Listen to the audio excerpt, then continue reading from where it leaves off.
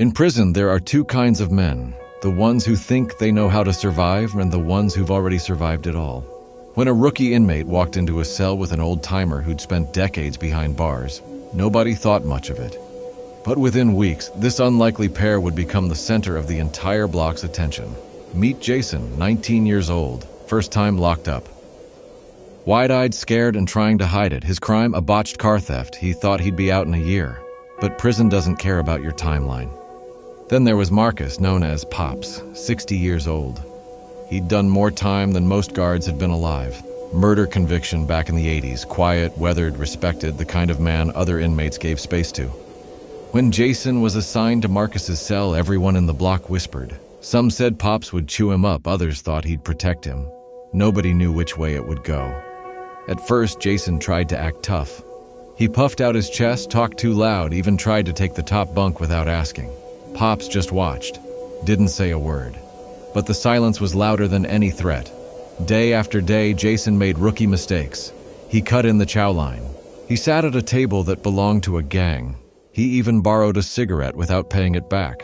In prison, those are death wishes. One afternoon, 3 inmates cornered Jason in the shower. Before they could throw a punch, Pops appeared. He didn't swing, he didn't shout. He just looked at them, and they backed off. Jason didn't understand why they listened to him. That night, Pops finally spoke. "You ain't gonna make it acting like that, kid." From that day, Pops became a reluctant teacher. He taught Jason the rules of survival.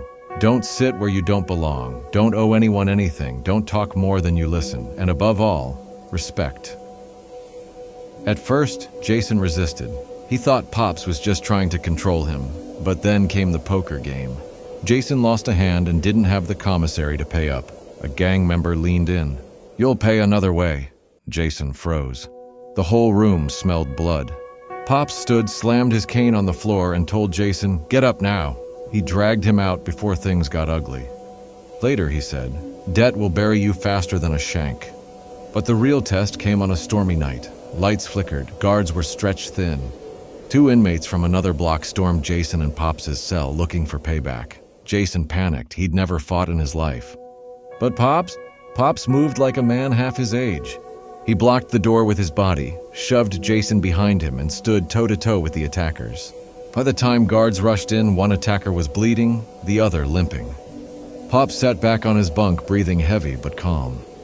Jason, shaken and wide-eyed, realized the truth. Pops hadn't protected him because he liked him. He'd done it to teach him.